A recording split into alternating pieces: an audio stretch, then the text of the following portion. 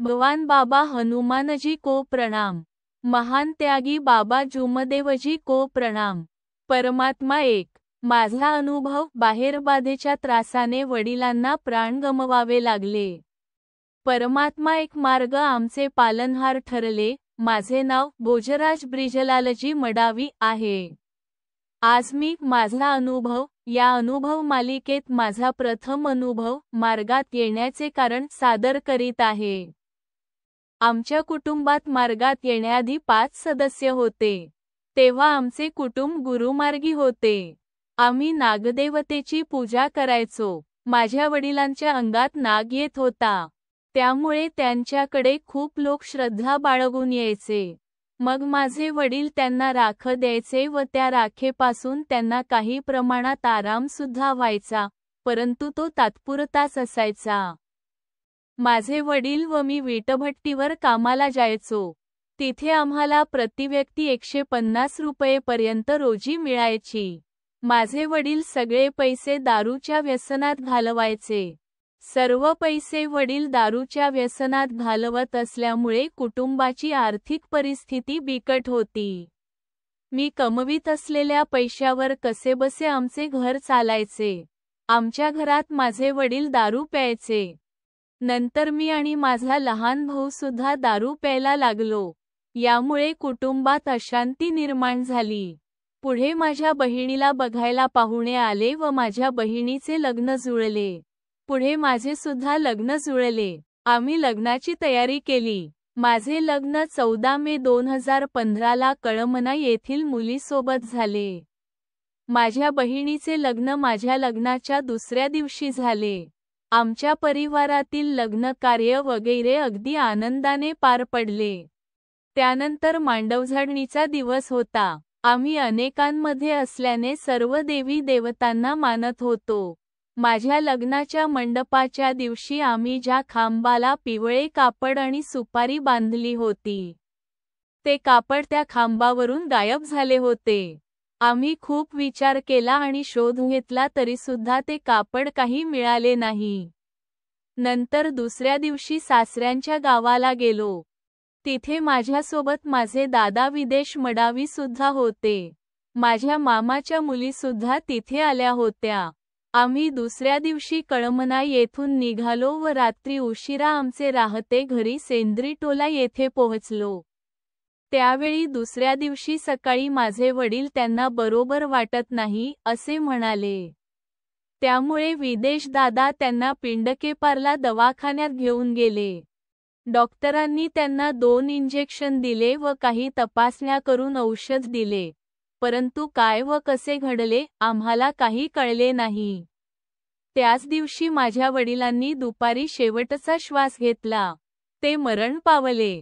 याचे मुख्य कारण काय होते आम्हाला कळलेच नाही। तेव्हापासूनच आईची प्रकृती बरी राहत नव्हती। तिला पण बाहेरचे लावलेले होते। ती एकटीच हसायची आणि म्हणायची, जा, तुला तुझे बाबा बोलवत आहेत। ती वेड्यागत वागायची आणि विचित्र बोलायची। अशी अवस्था आमच्या घरी झाली होती। आई रुमत होती। आमचे घर उद्ध्वस्त होण्याच्या वळणावर येऊन ठेपले होते। आमच्या घरी आईच्या अंगात यायचे, पण श्री डोमाजी मडावी म्हणजे माझे काका, त्यांच्याकडे आईला ठेवले तर ती बरी राहायची। कारण त्यांच्याकडे परमात्मा एक मार्ग होता। त्या ठिकाणी शैतानी शक्ती अंगात प्रवेश करू शकत नव्हती। म्हणून आईची प्रकृती त्यांच्याकडे बरी राहायची। आईला जवळजवळ 1 आठवडा त्यांच्याकडे ठेवले। ती तिथे छान राहिली।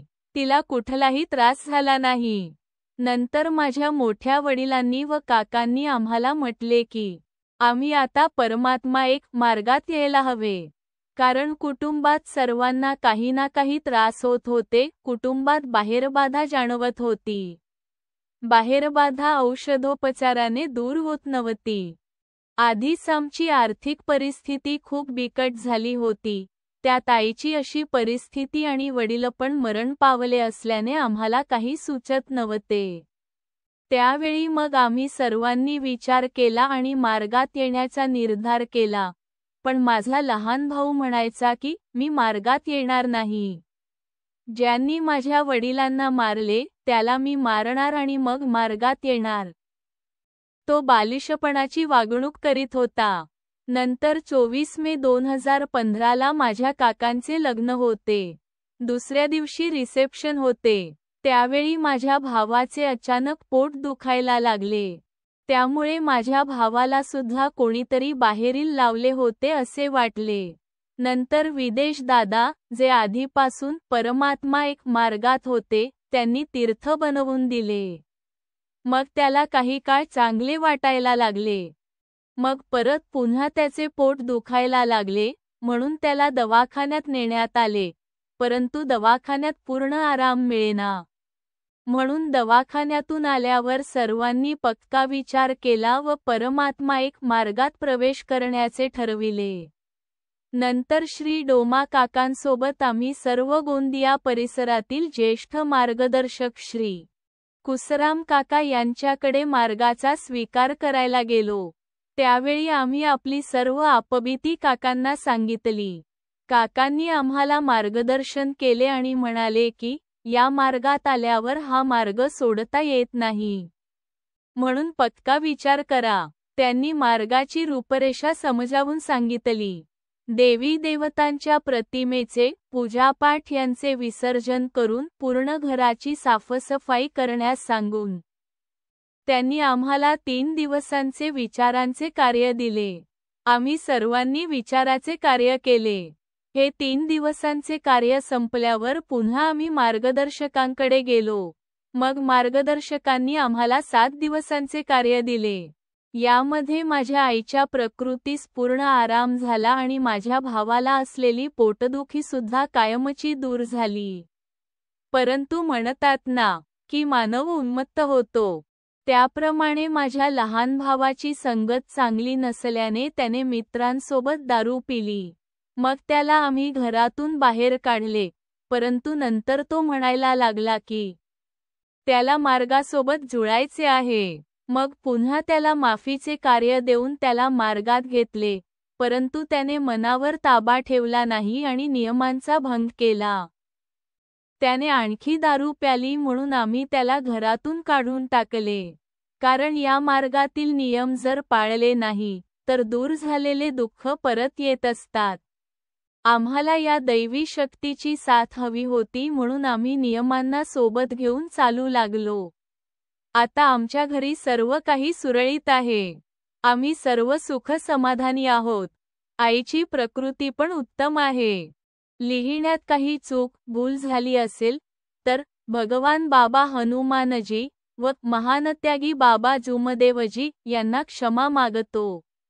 नमस्कार. नाव श्री भोजराज ब्रिजलालजी मडावी. पत्ता मू.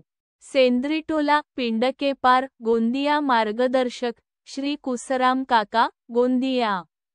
परमपूज्य परमात्मा एक सेवक मंडळ, वर्धमान नगर, नागपूर. सर्वांना माझा नमस्कार.